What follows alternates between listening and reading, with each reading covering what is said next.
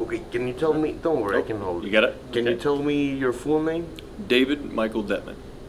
David, can you tell me a little bit more on what are you doing today here in this place? Well, what we're trying to do is build a community center for the non-religious people here in the Las Vegas area and just provide more of a social atmosphere along with the building for our meetings and our presentations, and just provide an overall experience for social atmosphere and for the building as well. Can you explain us more on what is the Sunday assembly? Sunday Assembly is more of it's our church atmosphere, our church for the non-religious or atheist church, some people like to call it. We have more of a family-oriented atmosphere for Sunday Assembly. It's more social. We have the singing and the music. We have a band. So it's more structured more closely to the church atmosphere that most people are accustomed to. Can you tell me more on how do you describe an atheist? I'm sorry? How do you? Yes. How do we describe atheists? Yes. Atheists are just mainly the people who are skeptical about the existence of a God. We're happy with the belief that the planet Earth provides us all that we need. Most people are just acceptant that there's not going to be an afterlife after we die. And it's more, the main atmosphere is just to make people realize that religion is probably the number one thing that separates us, the human race on the planet. And it's time for people to start getting along with each other more and more. And religion seems to be one of the major things that gets in the way of that. This movie that you're watching right now, what is the main topic? What is the purpose of watching this movie? It is more to educate people on the different perspectives that atheists have in the world, and also just to reinforce that there are other people out there who believe the same thing, because there are many people who are afraid to admit that they're doubtful that there's a God.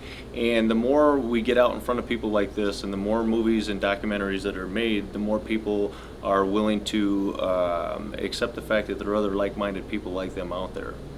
When you explain to the people that you don't believe in any religion, what is their reaction about it?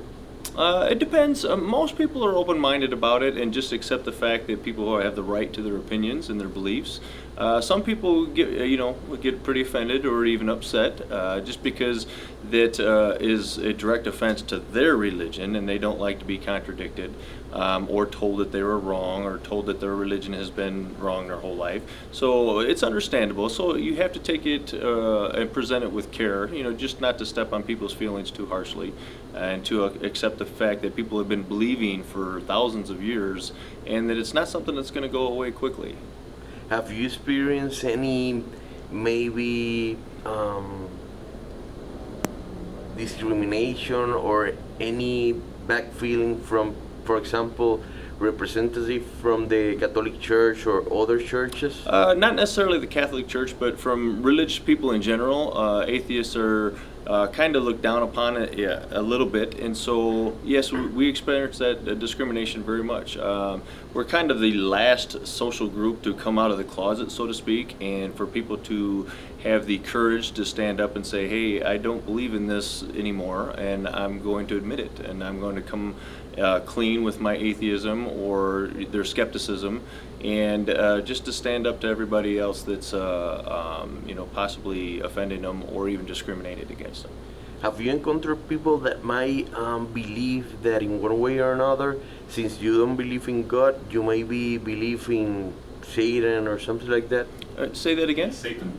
Like, for example, if people have been maybe telling you that if you don't believe in God, you believe in Lucifer or Satan. Okay, right. Some people say that if you don't have a religion or you don't believe in God, that you're going to go to hell after you die, or that you're, you worship Satan. And the instant comeback to that is we don't believe in that guy either. If we don't believe in God, we certainly don't believe in Satan. We don't believe in heaven. We don't believe in hell. So we don't believe that there's any afterlife. So we try to make sure people understand that we are good people just without the belief in a God. And one of the mottos for the humanist is good without God. So we're out to prove that you can be a good person without the having to follow a ridiculous 2,000-year-old book. In this group that you have been forming part of, and other groups that maybe you have been visiting, have you seen like many Hispanic people participating or not? Few, yes. We have people from all different races and religions, or where they come from different religions. So we have a very big diversity in the atheist community, which is a good thing because that means that people are coming from all over the world, all over the country, and all over the different faiths and religions that they had been, born into or raised with. So it's actually a good thing to show the world that there are so many different types of people out there that have similarities in their beliefs. One of the books that I believe that you actually read and study is the Bible. How important is to study the Bible?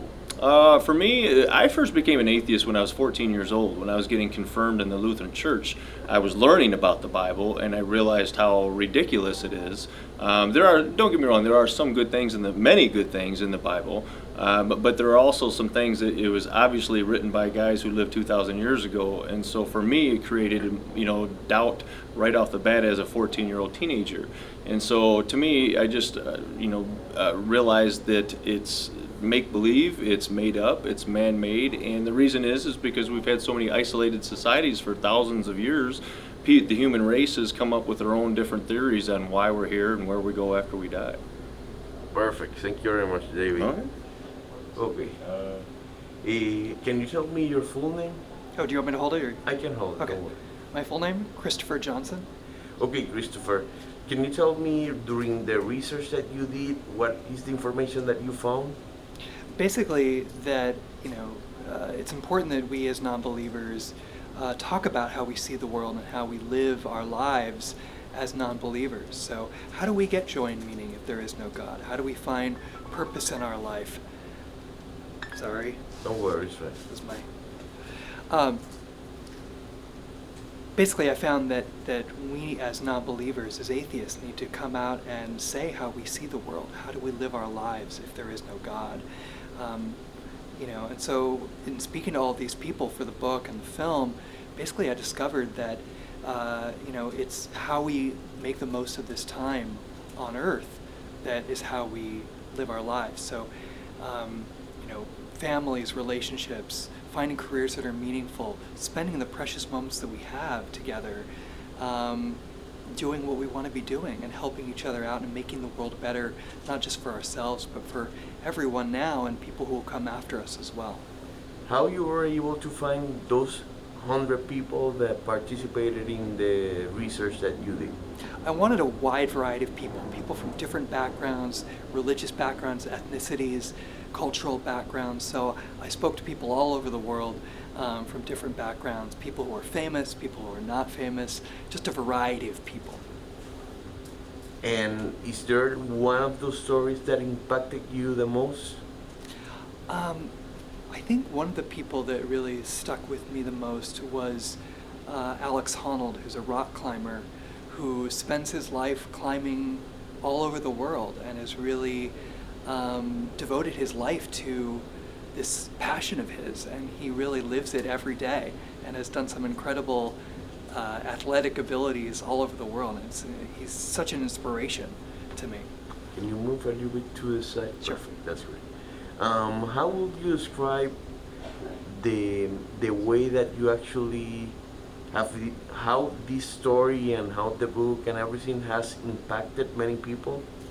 It's incredible to go to places all over the world and show this film, even going to Spanish-speaking countries like Peru and Guatemala to show the film, countries that are very religious. I mean, Peru is one of the most religious countries in the world, 97% Catholic in Peru. We had a sold-out crowd of people wanting to come see this film because it's important in heavily religious areas that people see there's an alternative to religion. You don't need to believe in God to be a good person or live a happy life. Something else that you want to say? I'm just thrilled to be able to bring this film and this book to communities all over the world, Spanish-speaking communities as well. We have Spanish subtitles for the film, so we've been able to take it all over the world to places where I think it's really needed, and to be able to talk about these issues from a positive perspective. How do you live your life if there is no God? And how does that affect how you see the world? These are important conversations to be had, and it's important that we as atheists not just only criticize religion, but we provide answers as well. Thank you very much. And your full name again? Christopher Johnson. Perfect. Thank you.